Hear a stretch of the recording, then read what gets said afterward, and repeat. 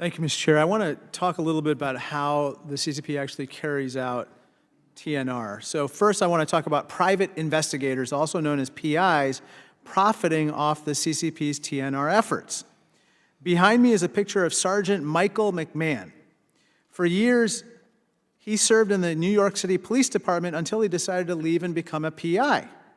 Earlier this year, he was found guilty of knowingly acting at the direction of the CCP to harass, intimidate, and to try to involuntarily return a New York resident to the PRC. This was part of the CCP's Skynet program. Dr. Richardson, it seems like there's a trend where the CCP is increasingly hiring PIs to surveil and harass critics of the CCP. Isn't that right? Yeah, it's a worrying phenomenon. And it feels like a lot of these PIs appear to be former law enforcement officials, right? I don't know the full scope of cases, but certainly the ones that have been written about publicly suggest that this is a serious problem, so much so that there's actually a separate document produced about not being a pawn of repressive foreign governments, which suggests it's a serious problem. Well, I was just going to get to that. The Office of Director of National Intelligence put out a KYC, a Know Your Customer bulletin to PIs in case they were unwittingly helping the CCP. But in the case of those who are wittingly or knowingly helping the CCP, it feels like we need to do more to police that practice. Wouldn't you agree? I agree. Let me turn to another topic, which is the CCP doesn't just directly harass its targets, it also goes after their families. And Mr. Zhang talked about this earlier, but I want you to look at the graphic here. Meet Miss Tursun, a Uyghur woman who escaped to America and then criticized the CCP.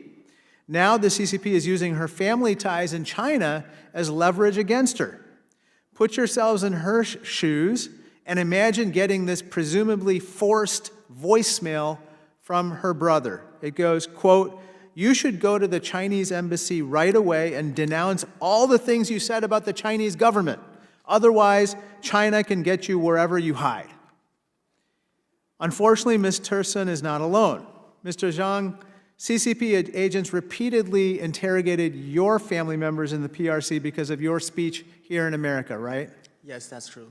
And Ms. Kwok, I believe that your brothers back in Hong Kong were also interrogated because of your outspokenness here in the U.S. That's correct. Dr. Richardson, to counter this type of TNR, it would seem to me that Congress needs to formally define and criminalize TNR. What do you think? I think too much is left uncriminalized, and so to clarify that in law, I think would be helpful. It seems like right now a lot of law enforcement uses stalking laws and failure to register as a foreign agent laws, the FARA laws, as a means of going after people who might aid and abet TNR, but it seems like we should criminalize TNR to begin with. Let me turn to my last topic here, which is the CCP's use of malicious cyber attacks against dissidents and diaspora groups. Earlier tonight, we talked about the CCP's Skynet program. Now I want to talk about a CCP hacking group formerly known as Evil Eye. Let's look at one example of an Evil Eye attack against overseas critics of the CCP.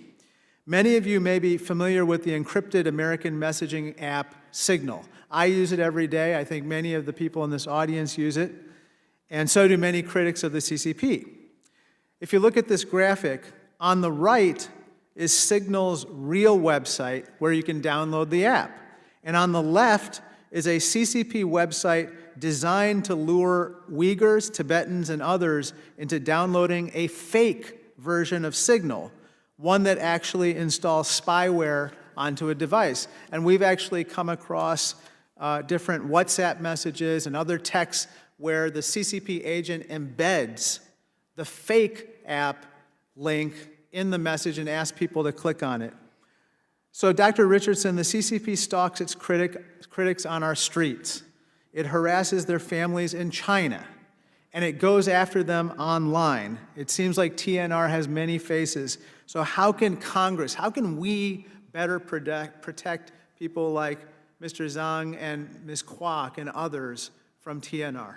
Yeah, I think this is a real problem with this sort of surround sound harassment. Stereo, yeah. Yeah, I think it depends whether you're talking about platforms that are headquartered in democracies, where I think there are at least redress mechanisms, although as we've seen, with the changes at Twitter/X, those mechanisms are not nearly as functional as they once were. It's enormously problematic with Chinese platforms, where it's impossible to know about content moderation or about the algorithms, and there's no ability to have any sort of redress against these tidal waves of disinformation and harassment and threats, horrific misogynistic threats that are leveled often at activists. Thank you.